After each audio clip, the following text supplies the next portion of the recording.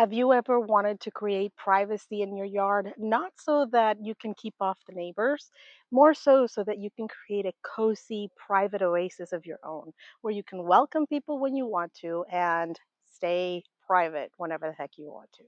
Today I'm going to share with you two different vines. They're climbing vines. There's some stuff here that's about to happen and I want to share all about that. I am so in love with them and I want to share them with you because this is going to give me a pocket of privacy all year long, actually, and that's probably what's most exciting. Low maintenance, not so much headache. These are in the honeysuckle family, and I want to share with you some differences about vines. And I will caution you about some vines that are a little bit more invasive. These are not the ones I'm going to share with you. One's more of a diva, and the other one is just all around, I would say, perfect. But maybe that's kind of a tall claim. Welcome to my home and my backyard. My name is Cynthia, and I love everything that has to do with homemaking, adding love to a project at home. And today we're talking about the backyard. How can we make that so special? I've been transplanting some plants from the side of the concrete pad by the house to that other side of the fence where there hadn't been much in the past. And I'm so excited about this because this really means that I am working towards my dreams. I believe that visualizing really helps. That's why I've been doing a lot of mock ups of my own home to get ideas of what's possible. And in the spring, I did start by adding some poles and some chicken wire on top and deciding that this was going to be a project this year and I was going to make this look better. I've got the nice evergreen hollies right here, but now I need something else that goes evergreen on the fence. They have a view that way, and I didn't want to block the view with the Eaglestone hollies. I thought, maybe they don't need to be looking into my porch or into my stuff, but I don't care if they look out this way, even when we're in the fire pit. I want them to be able to see the nice view of the water. And that's why, instead of continuing with the Eaglestone hollies, I wanted to leave this open for them to be able to see. This right here is a really cool honeysuckle. It's actually a native plant to most of the eastern United States. As you can see, there's a little flower.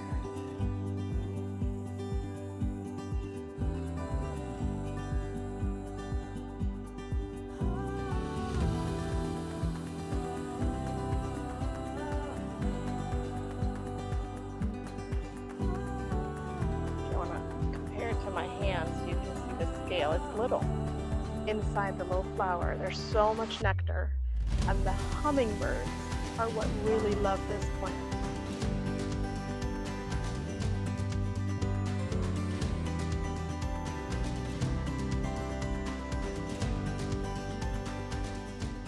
See how there's like a slope right here on my fence? The previous owners sloped down because there's view in the back and they had a dog and they didn't want to interrupt the view, but they wanted to keep their big dog safe. So when we bought the home, this is how it was. The little picket fence that had bigger slats was removed because our little dog could get right through it. And instead, we ended up making some Adirondack chairs with the leftover wood and had a better view. And that worked for me. I actually had a small conversation with the neighbors now about the fence, and they don't mind the sloping fence. So I thought, okay, well, let me just go ahead and put some pretty vines so that I can soften up the fence. And this is a beautiful native plant. What's beautiful about that is that a native plant will work with you. It is just does really well without you having to nurture it too much. So I got two plants at a nursery store. They actually gave it to me at a deep discount because they weren't the best looking ones that they've had. And I'm gonna buy another one for here. And in between, like right here and right here, I'm gonna put some clematis. So you can combine them. This is a clematis plant, and this plant has done beautiful in the spring. I gotta clean it up. Oh, there's a lot to clean up, but this is actually a beautiful clematis, and I can find other beautiful clematis. So I'm gonna put the vine right here, And then in between, I'm just going to keep doing clematis. So this is going to be for interest in the spring and other times.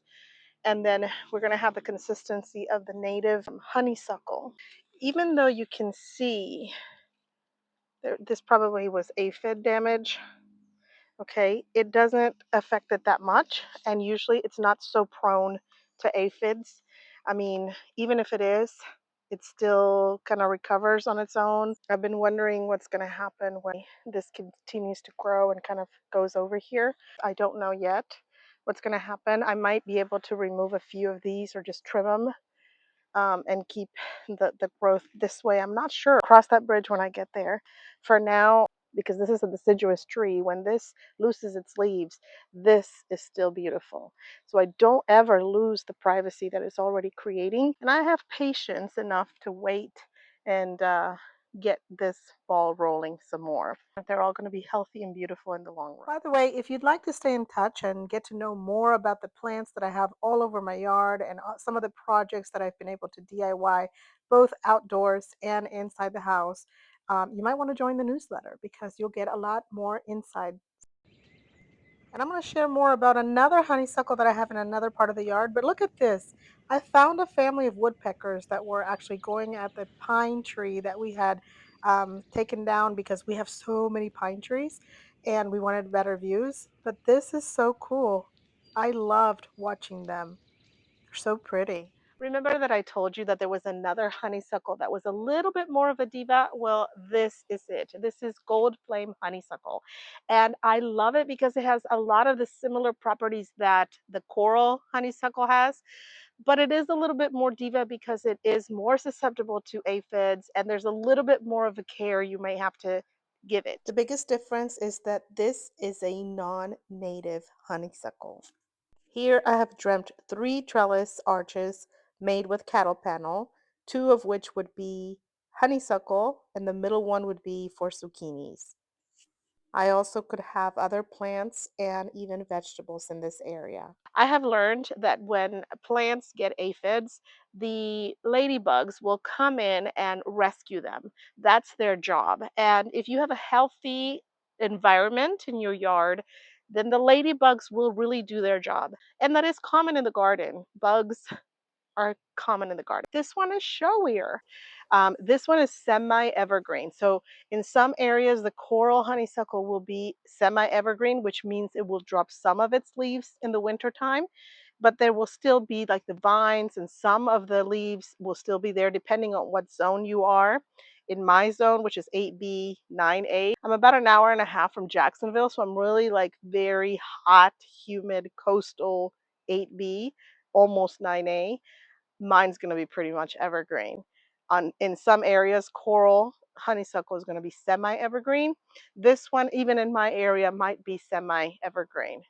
I know I'm hyping up coral honeysuckle. I'm so skewed towards coral honeysuckle, but anytime that you can find a native, go with that one. I just happened to find this one, and you can see that when this one gets ugly, it'll turn yellow. The leaves will turn yellow, and that's pretty much what happens when you have had some issues. But it's really something you can clean up, and I'm really looking forward to that tunnel vision. So if you've been in a home for several years and you're kind of getting bored with it, never stop because there's so much more you can add. There's some elements of whimsy and some fun and some quirkiness and some privacy and some gathering spots that you can always create for yourself so that you have a beautiful, wonderful space. Because remember, I always say you can create bliss at home and in your life. I'll talk to you later.